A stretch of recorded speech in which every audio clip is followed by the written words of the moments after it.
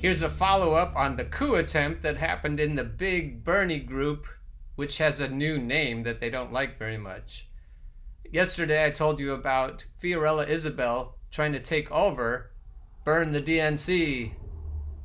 The original group, founded by Don Merzel, which has over 100,000 members, is called now Burn the DNC, General Strike, the struggle continues. So for those of us who were kicked out of it, we can't see it anymore. And we're not sure what's going on.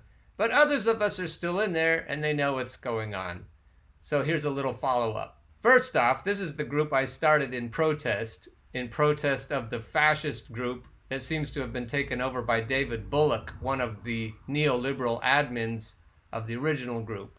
So this group is called Burn the DNC, The Struggle Continues, Revenge of the Grassroots Operatives. If you're a true leftist burner, you're more than welcome in this group. This is yesterday's show. Don Merzel is Controlled Opposition, Fiorella Isabel, and Revenge of the Grassroots Operatives. Here's a comment on this video from about 4 hours ago from Barbara Pendergast. I was there, LOL. I saw it happening before my own eyes. I was there too. I find it odd also that Don now had as his profile banner your new Burn the DNC banner. The struggle continues. His own personal profile seems full of anti-Biden, pro-third party posts, yet at least 3 of his admins are voter shaming and blaming anyone who won't vote Biden. They are deleting posts and threatening to ban people who mention third parties. And John or David, or maybe both, have a new description and directive for the group. The John she's referring to is John Stevenson Saba, or John Stevenson, or whatever other aliases he has.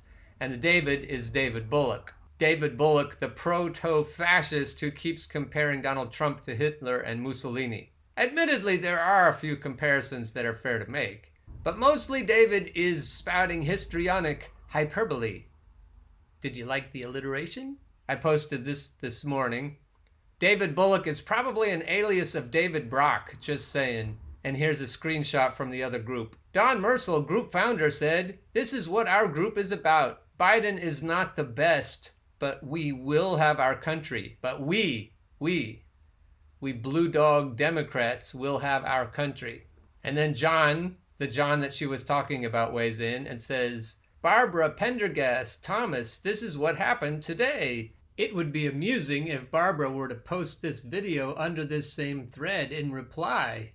And Melissa Malley says, they don't split the liberal vote. Parties do by not listening to the voters. Democrats aren't getting the liberals, they're getting the neoliberals, and that's not the same thing. Also, the party has to own the votes for them to be split. I left the Democratic Party over 20 years ago. My vote is not theirs to split.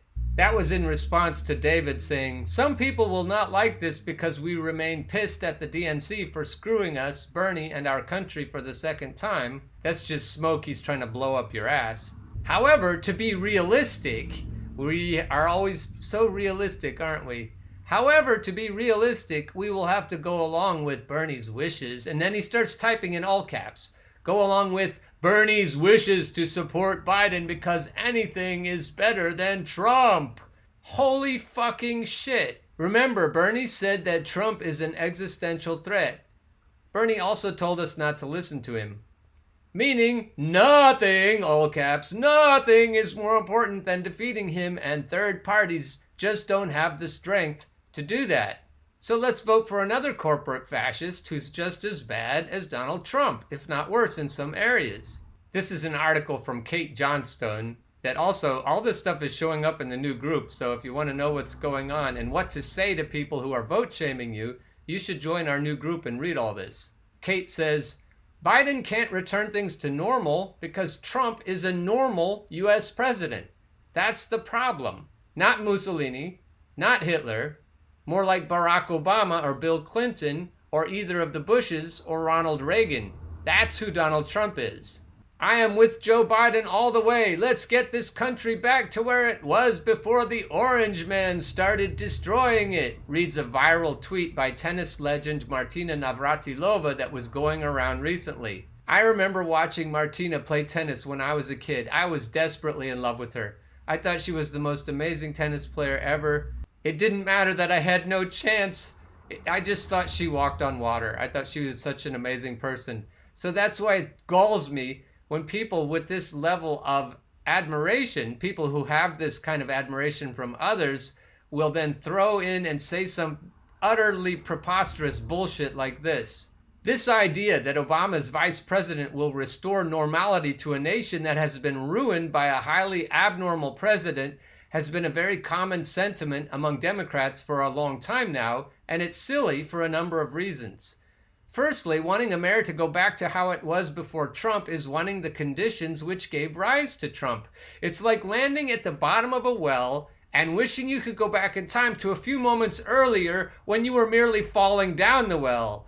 Wanting the same status quo austerity, exploitation, oppression, and warmongering that made people so angry they wanted an obnoxious demagogue to come knock over the whole apple cart in the first place is just rewinding the same horror movie to the scene right before the scene that's scaring you. Secondly, this fabled return to normality that Biden is supposedly offering is literally impossible since normality never actually left. Normality never left because Donald Trump is a very normal U.S. president. Don't yell at me. It's true. This is something people who love Trump and people who hate him will be equally vehemently averse to hearing, but it's just a fact. Donald Trump is a normal U.S. president. If hearing this upsets you, your gripe isn't with me, it's with reality. Now, Cait, you can use the word reality because you have a lot better idea of what it is than these delusional blue dog Democrats.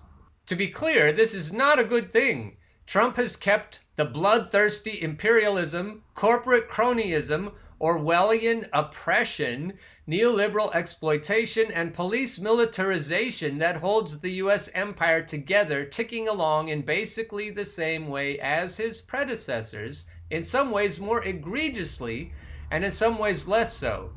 For all the evils he's helped inflict on our world, he still hasn't done anything as bad as the 2 wars Bush launched during his first term, or arguably even Obama's destruction of Libya and attempted destruction of Syria during his. And don't forget about the drone strikes, and don't forget about the oppression of Assange and all the other horrible things Barack Obama has done. If you're interested, Cait has some articles that skewer Barack Obama that are very good, that you should read. A lot of Democrats haven't woken up to the fact of how terrible Barack Obama has been, still is. Trump hasn't even matched Obama's deportation numbers, but he has imprisoned Julian Assange, restarted the Cold War, killed tens of thousands of Venezuelans with starvation sanctions, vetoed attempts to save Yemen from US-backed genocide, is working to foment civil war in Iran using starvation sanctions and CIA ops with the stated goal of effecting regime change, occupied Syrian oil fields with the goal of preventing Syria's reconstruction, greatly increased the number of troops in the Middle East and elsewhere, greatly increased the number of bombs dropped per day from the previous administration, killing record numbers of civilians, and reduced military accountability for those airstrikes. To name just a few of the ways Trump has continued and expanded upon the depravity of his predecessors, just as they did theirs. Trump is a very normal president. The media just yell about this president a lot more than usual because he puts an ugly face on the horrific normal that was already there. Sure, he makes rude tweets and says dumb things and has made a mess of the pandemic response, but by and large, when you strip away the narrative overlay, Trump has been a reliable establishment lapdog, advancing more or less all the same status quo imperialist and oligarchic agendas as the president who came before him. There are just a lot of establishment loyalists with a vested interest in spinning the ugliness his oafishness is exposing as caused by and unique to him. And that's where David Bullock comes in. David Bullock, just as much as David Brock, has an agenda. And the agenda is the same one. Here's my favorite quote from the article. I liked it so much that I made a meme of it. So when they say Biden 2020 for a return to normal, all they're really saying is Biden 2020 for a depravity you can sleep through. And in my mind, she's talking directly to the comfy suburban Democrat baby boomers. Biden 2020 for a return to normal. We can't say exactly what normal is. It will still definitely involve military expansionism, mass murder, ecocide, omnicidal Cold War escalations, crushing austerity and economic, social, and racial injustice. But by golly, it'll feel normal. Biden 2020 for a return to normal. Nothing will fundamentally change, but the media will stop screaming in your face all the time about how freakishly abnormal this particular presidency is. Biden 2020 for a return to normal. No, not a return to sanity, peace, prosperity, democracy, and equanimity in America. America never had those things, so there's no returning to them. We just mean we'll return to making it easier for you not to think about that. Biden 2020 for a return to normal, to when you are able to sleep comfortably through the violence, insanity, and depraved psychopathy of the status quo instead of having it unpleasantly drawn to your attention by rude tweets. Biden 2020 for a return to normal, a return to the days where a competent president makes important decisions in accordance with the will of the electorate. That's right, a return to a fictional fantasy land where you can live in your imagination. Biden 2020 for a return to normal, a return to the days when you could happily pretend that freakish, murderous madness spanning the entire planet is normal. Biden or Trump 2020 for a return to normal, because normal never bloody left. Trump is normal. Trump is normal. Trump is normal. Trump is the thing that normal is. And that's precisely the problem. It isn't Trump's abnormality that makes him truly heinous, it's his normality. It's his perpetuation of a status quo which is brutal, corrupt, and utterly fascistic, and which got there long before he did. This is what your government is, America. This is what it's always been. If you don't like what you're seeing, don't just try to put a nicer mask on it so you can go back to sleep. Change it. Change your normal. Create a new normal. Trump is everything America is. And to make it no less ugly, so is Biden. Biden is also everything America is. As one reader recently put it, Trump didn't make things the way they are. He is the personification of the situation. If the United States was a suit, then it was tailor-made for Trump. Trump is normal. If you don't like your normal, America, then push for real change, not cosmetic change. It's not going to come from any president. It's going to have to come from you. So now we go back to the Facebook group that I started yesterday and show you more of David Bullock doing exactly what Cait Johnstone is talking about. I won't read you the whole thing, but the title is Trump is Hitler 2.0. If Trump wins again, we all lose. And then the essay that follows starts with, my wife is Jewish. So he just keeps pounding this Hitler stuff. So the lesson for you viewers at home, Trump is not Hitler. He's an orange anal wart, but he's not Hitler. If we keep making him into Hitler, we'll forget what Cait told us, that he's normal. Trump is normal. Normal is horrible. Our normal is Hitler level awful, but it isn't Trump that made it that way. Trump has expanded and contracted, actually, in some ways, the horror that was there before him. Barbara Pendergast Thomas is a new member in our group. Welcome, Barbara. She said, I'm not voting for Biden. The name of the group is Burn the DNC. Biden is a corporate Dem, a Republican in Democratic sheepskin. Why would we vote for him? Why indeed? And from what I can see here by the reactions to these kinds of comments is that the rank and file in that other group is still against Biden, despite the frustrations of David and John in that group. Marie DeBoer says, it's always vote for this pile of shit and in 4 more years, we will do something.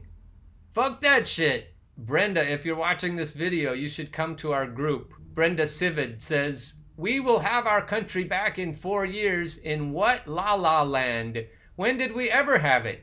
Even if Bernie got elected, we wouldn't have the country the way we want it in 4 years. Is this serious? Do you all know how far away we are from even a smidgen of the ideals we are fighting for?